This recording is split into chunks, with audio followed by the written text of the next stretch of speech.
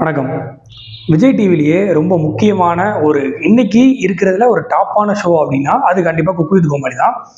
ஏற்கனவே 4 சீசன் முடிஞ்சு இப்போ 5வது சீசன் ரொம்ப சூப்பராக போயிட்டு இருக்கு. இந்த ஷோவுக்கு ஆங்கராக இருக்கிறவங்க தான் விஜய் மணிமேகலை. மணிமேகலை சனிக்கிழமை எபிசோட்ல பாதியிலே வெளியே போயிட்டாங்க.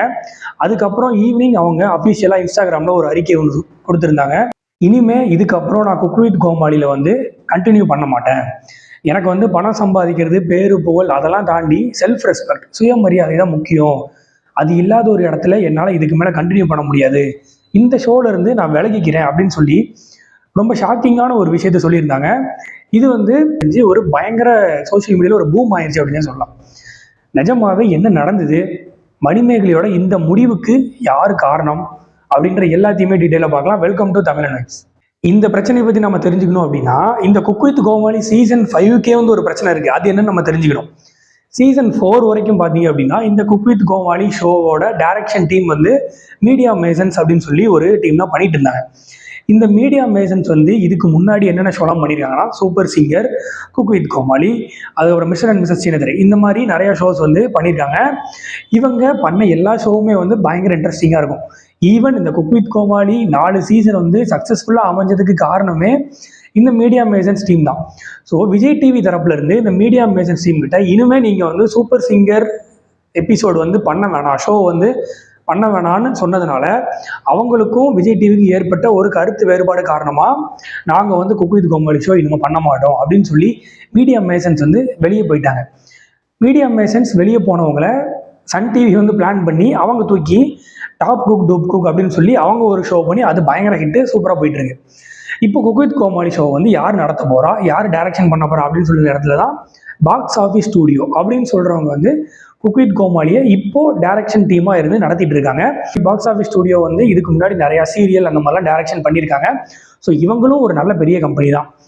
இந்த 4 சீசன்ல இல்லாததை விட இந்த சீசன் ஆரம்பிக்கும் போதுலேருந்தே ஒரு நெகட்டிவாக தான் ஆரம்பிச்சுது.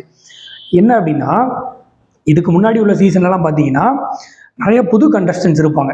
என்னதான் விஜய் டிவியில் தெரிஞ்ச முகங்கள் ஒரு சிலர் இருந்தாலும் புது கண்டஸ்டன்ட் நம்மளுக்கு யாருன்னே தெரியாதவங்க, இதுக்கு முன்னாடி மீடியாவில் அறிமுகமே இல்லாதவங்க, இந்த மாதிரி நிறையா பேர் உள்ளே வருவாங்க. குக்கா வருவாங்க, கோமாளியாக வருவாங்க. ஃபார் எக்ஸாம்பிள் ஜிபி முத்து, மோனிஷா, இந்த மாதிரி நிறைய பேர் சொல்லலாம். இவங்களாம் புதுசாக அறிமுகப்படுத்துனது மீடியா மேசன்ஸ். ஆனால் இந்த சீசன் 5ல் பார்த்தீங்கன்னா எல்லாருமே இந்த விஜய் டிவியில் சீரியல் பண்ணுறவங்க, குக்காக இருந்தாலும் சரி, கோமாளியாக இருந்தாலும் சரி, எல்லாருமே விஜய் டிவியில் உள்ளவங்களே திரும்ப எடுத்து போடுறாங்க. இதனால என்ன ஆகுதுன்னா இவங்கள ஆல்ரெடி நம்ம இப்போ பார்த்துட்டோம், அவங்க இங்கே மறுபடியும் என்ன புதுசாக என்ன விஷயம் பண்ண போகிறாங்க அப்படின்ற ஒரு எக்ஸைட்மெண்ட் சுத்தமாக இல்லாமலே இருந்தது.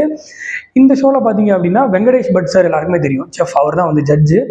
அவங்க சன் டிவிக்கு போயிட்டாங்க. அந்த மீடியா மேசன்ஸ் இருக்காங்கல்ல, அவங்க இங்கேருந்து பிரிஞ்சு போகும்போது பட் சார், அப்புறம் மோனிஷா, ஜிபி முத்து, இந்த மாதிரி ஒரு சிலர் அவங்க அங்கே எடுத்துகிட்டு போயிட்டாங்க. இப்போ அவங்க அங்கே கண்டினியூ பண்ணிட்டு இருக்காங்க. இந்த சீசன் 5க்கு ஒரு நெகட்டிவிட்டியோட தான் ஸ்டார்ட் ஆச்சுது. ஸோ மணிமேகலைக்கு இதில் என்ன ப்ரோ பிரச்சனை? சரி, ஏதோ ஒரு டைரக்ஷன் டீம் மாறினாலும் மணிமேகலை ஆங்கராக தானே இருக்காங்க, அவங்களுக்கு என்ன பிரச்சனை அப்படின்னு கேட்டிங்கன்னா, மணிமேகலைக்கு பிரச்சனைனா நீங்கள் இதுக்கு முந்தின சீசனுக்கு போகணும். இதுக்கு முந்தின சீசனில் மணிமேகலைக்கு என்ன நடந்ததுன்னா அவங்க கோமாளியாக இருந்தாங்க. அதுக்கு முந்தின சீசன்லேயும் கோமாளியாக தான் இருந்தாங்க. அதில் சீசன் 3ல் பார்த்தீங்கன்னா சிவாங்கி கோமாளியாக இருந்தாங்க, மணிமேகலையும் கோமாளியாக இருந்தாங்க. சீசன் 4ல் பார்த்தீங்கன்னா சிவாங்கி குக் ஆகிட்டாங்க, ஆனால் மணிமேகலை கோமாளியாக தான் இருந்தாங்க. மணிமேகலை கோமாளியாக இருக்கும்போதுலேருந்தே சொன்ன ஒரு விஷயம் என்னென்னா, என்னோட ப்ரொஃபஷன் ஆங்கரிங், எனக்கு ஆங்கரிங் தான் வேணும் அப்படின்னு சொல்லி நிறைய இடத்துல பதிவு பண்ணியிருப்பாங்க. ஸோ இப்போ சிவாங்கி கோமாளியிலேருந்து குக்கா ப்ரொமோட் ஆனதுக்கப்புறம் சிவாங்கியே நிறைய இடங்களில் கோமாளியாக இருக்கிற மணிமேகலையை ரொம்ப டாமினேட் பண்ணி ரொம்ப ட்ரால் பண்ணுற மாதிரி நிறையா விஷயங்கள்லாம் நடந்தது. ஸோ இது பிடிக்காம சீசன் 4லேருந்து மணிமேகலை பாதியிலே வெளியே போயிட்டாங்க.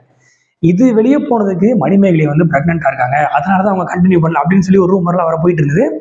அதுக்கப்புறம் சீசன் 5ல் மணிமேகலையே ஆங்கராக போட்டாங்க. சீசன் 5ல் குக்கா வர்றது யாருன்னா நம்ம பிரியங்கா தெரியும், விஜய் டிவியில் ரொம்ப வருஷமாக இருக்காங்க, நிறைய சக்ஸஸ்ஃபுல்லான ஷோஸ் பண்ணியிருக்காங்க. சொல்லப்போனால் பிரியங்கா, மணிமேகலை 2 பேருமே காலேஜ் படிக்கிற டைம்ல இருந்தே விஜேவா அவங்களோட கரியரை ஸ்டார்ட் பண்ணாங்க. ஸோ மணிமேகலை எல்லாருக்குமே தெரியும், சன் மியூசிக்ல தான் இருந்தாங்க. பிரியங்கா விஜய் டிவில இருந்தே ஸ்டார்ட் பண்ணுறாங்க. ஸோ இப்போ மணிமேகலைக்கு என்ன நடந்திருக்கும் அப்படின்னு சொல்லி விஜய் டிவி தரப்புல இருந்து ஒரு சில விஷயங்கள் சொல்றாங்க. அது என்ன அப்படின்னா, மணிமேகலை ஆங்கரிங் பண்றதுல பிரியங்காவோட தலையீடு ரொம்ப அதிகமாக இருக்கு. பிரியங்கா வந்து நிறைய இன்ஃப்ளூயன்ஸ் பண்ணுறாங்க, இந்த மாதிரி பண்ணுங்க, இதை இப்படி பண்ணாதீங்க. அது இல்லாமல் இப்போ ஒரு சில இடங்கள்ல வந்து ஆங்கர் பெர்ஃபார்ம் பண்ணுறதுக்குன்னு ஒரு ஏரியா இருக்கும். ஆங்கர் தான் இந்த இடத்துல பேசணும் அப்படின்னு இருந்துச்சுன்னா, அந்த இடத்துல பிரியங்கா வந்து இன்டர்ஃபியர் ஆகி அவங்க ஒரு விஷயத்த பண்ணிட்டு இருக்காங்க. ஆங்கருக்கு உண்டான ஒரு வேல்யூ, ரெஸ்பெக்ட் வந்து அந்த ஷோவில் வந்து கிடைக்கிறது இல்லை. ஸோ அது மட்டும் இல்லாமல் எல்லாரும் பார்த்துருப்பீங்க, இதே சீசன் 5ல் வந்து அறந்தாங்கி நிஷா ஒரு எபிசோடுக்கு வருவாங்க. அதில் பிரியங்காவும் நிஷாவும் சேர்ந்து மணிமேகலை எந்த அளவுக்கு டாமினேட் பண்ணாங்க அப்படின்றத வந்து எல்லாமே பார்த்தோம். இது ஒரே நாளில் நடந்த விஷயம் கிடையாது. அப்படியே கொஞ்சம் கொஞ்சம் கொஞ்சமாக நடந்து இப்போ லாஸ்ட் சாட்டர்டே நடந்த எபிசோட்ல இது இவ்வளோ பெரிய இஷ்யூ ஆயிருச்சு. ஸோ மணிமேகலை அவங்க கோவப்பட்டு போனதுக்கான முழுக்க முழுக்க காரணம் பிரியங்கா தான் அப்படின்றத பெயர் சொல்லாமல் சொல்லிட்டாங்க. பெயர் சொல்லலைனாலும் அவங்க சொன்னதை வச்சு நம்மளால புரிஞ்சுக்க முடிஞ்சுது. ஒரு ஆங்கர் அவங்க இப்போ இங்கே குக்காக இருக்காங்க அப்படின்னு சொல்லி மென்ஷன் பண்ணியிருந்தாங்க. ஸோ அப்படின்னா அது வேற யாரும் இல்லை, அது நம்ம பிரியங்கா அவங்க தான். ஸோ விஜய் டிவி தரப்புல இருந்து நீங்கள் வந்து பிரியங்கா கிட்ட சாரி கேளுங்க, நீங்கள் வந்து இப்படிலாம் நடந்துக்காதீங்க, நீங்கள் சாரி கேட்டால் உங்களுக்கு நிறைய வாய்ப்புகள் இது மூலமாக கிடைக்கும் அப்படின்ற மாதிரியும் வந்து மணிமேகலையை வந்து கன்வின்ஸ் பண்ணுறதுக்காக ட்ரை பண்ணியிருக்காங்க. ஸோ இதன் காரணமாக தான் மணிமேகலை அவங்க வந்து எனக்கு பணம் சம்பாதிக்கிறது வாய்ப்புகளை விட செல்ஃப் ரெஸ்பெக்ட், சுயமரியாதை ரொம்ப முக்கியம் அப்படின்னு சொல்லி இந்த ஷோவை விட்டு நான் வெளியே போகிறேன் அப்படின்னு சொல்லியிருக்காங்க. ஸோ இதை பற்றி நாம் பார்த்துட்டு இருக்கும்போது பிரியங்கா பற்றி ஏன் அப்படி தப்பாக வருது, மணிமேகலை மட்டும்தான் அப்படி சொல்லியிருக்காங்க அப்படின்னு பார்த்தீங்கன்னா இல்லை, நிறையா பேர் சொல்லியிருக்காங்க. இதுக்கு முன்னாடி விஜே பாவனான்னு சொல்லி ஒருத்தங்க இருந்தாங்க. அவங்களும் வந்து என்னோட ஆங்கரிங் கரியரே வந்து பிரியங்கா வந்து க்ளோஸ் பண்ணிட்டாங்க அப்படின்ற மாதிரி ஒரு விஷயம் சொல்லியிருக்காங்க. அதுக்கப்புறம் ஃபரீனா, இந்த மாதிரி நிறைய பேர் நம்ம தோண்ட நிறைய விஷயங்கள் இப்போதான் வெளியே வருது. ஸோ பிரியங்கா இவ்வளோ மோசமானவங்களா அப்படின்ற மாதிரி நம்மளை யோசிக்க வைக்குது இந்த விஷயத்தின் மூலமா.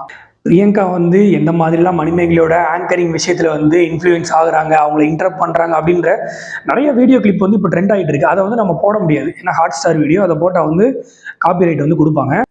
இதன் மூலமாக இனிமே வந்து மணிமேகலை குக் வித் கோமாளியில் ஷோவில் வந்து கண்டினியூ பண்ண மாட்டாங்க அப்படின்றது வந்து 200% வந்து கன்ஃபார்ம் ஆயிருச்சு. அஃபீஷியலாக பிரியங்கா அவங்க தரப்புல இருந்து எந்த ஒரு தகவலுமே வரல. ஸோ அவங்க இதுக்கு என்ன சொல்கிறாங்க, உண்மையாக என்ன நடந்திருக்கும் அப்படின்றது வந்து கண்டிப்பாக விஜய் டிவிக்கு தெரியும். ஏன்னா அவங்கக்கிட்ட அந்த லைவ் ஃபுட்டேஜ் கூட இருக்கும். அவங்க அதை ரிலீஸ் பண்ணுவாங்களா பண்ணலையா அப்படின்றது தெரியல. ஸோ இதை பற்றி பிரியங்கா என்ன சொல்கிறாங்க, ஒரு டிசிஷன் வந்து எடுக்க முடியும். ஸோ வெயிட் பண்ணி பார்க்கலாம். நீங்கள் இந்த பிரச்சனையை பற்றி என்ன நினைக்கிறீங்க அப்படின்னு மறக்காமல் கமெண்ட் செக்ஷனில் சொல்லுங்கள். அடுத்து ஒரு இன்ட்ரெஸ்டிங்கான வீடியோவில் உங்களை மீட் பண்ணுறேன். பை.